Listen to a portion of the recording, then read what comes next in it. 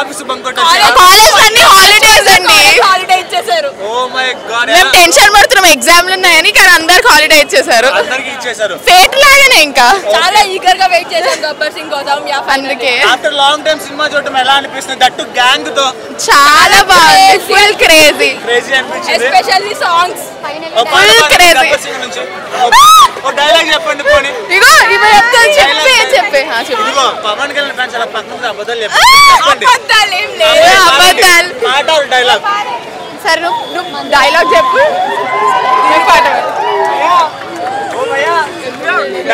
Dialogue చెప్పే.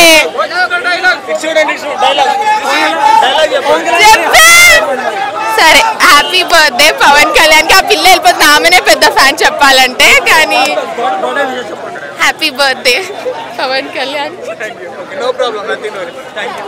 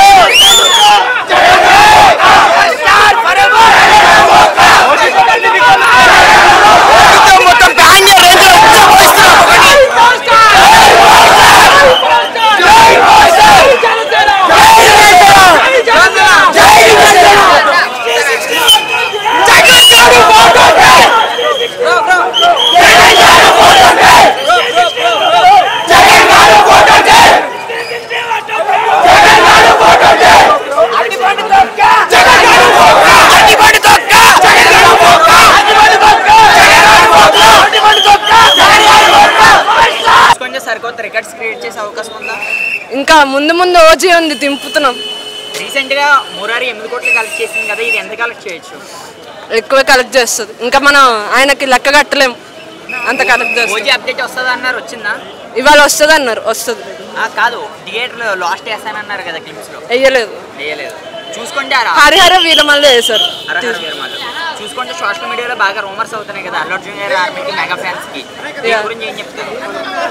ఇంకా ఆయన గురించి ఇంకా ఎవరు అలా మాట్లాడకూడదు. బట్ ఇంకా వాళ్ళ ఫ్యామిలీ గారు మనకి ఇంకా వాళ్ళ ఎన్టీఆర్ గారి ఫ్యాన్స్ దేవరాతో మేమంటూ ఒక క్రికెట్ క్రియేట్ చేశానన్నారు. మరి పవన్ కళ్యాణ్ గారి ఫ్యాన్స్ అందరూ ఓజీతో ఏమైనా క్రియేట్ చేసే అవకాశం ఉందా? క్రియేట్ చేస్తారు. రికార్డ్ వాళ్ళదండి.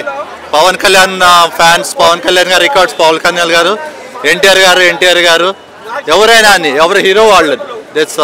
వాళ్ళు ఎక్కువ వీళ్ళు తక్కువ అని కాదు, అందరు గ్రేట్. ఓజీ ఇంకా చెప్పలేము, అది ఇంకా ఓజీ ఇంకా హైయెస్ట్ రికార్డ్స్ క్రియేట్ చేస్తుంది. పవన్ కళ్యాణ్ గారికి 100 years వచ్చినా కానీ క్రేజ్ పెరుగుతుంది, కానీ క్రేజ్ తగ్గదు. పవన్ కళ్యాణ్ జిందాబాద్.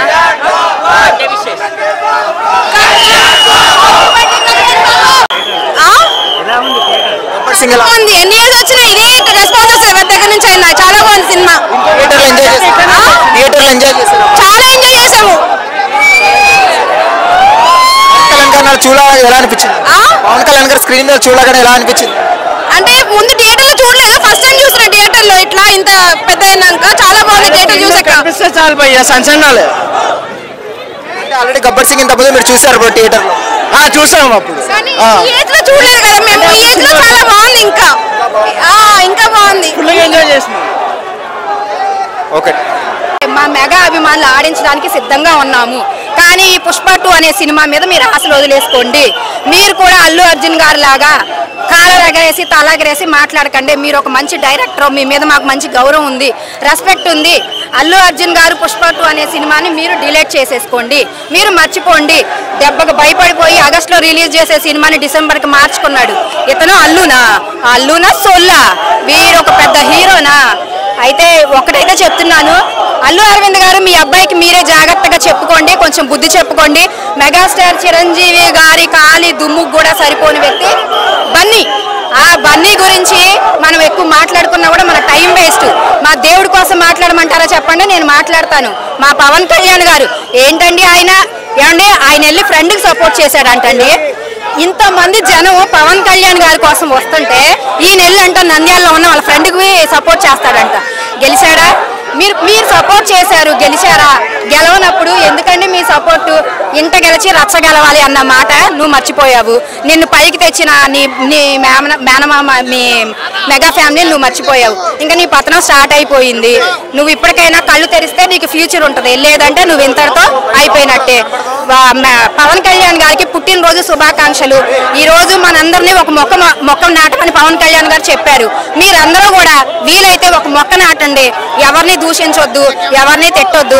మన పవన్ కళ్యాణ్ గారు అడుగుజాడల్లో నడుద్దాము. ఓకే అండి, థ్యాంక్ యూ.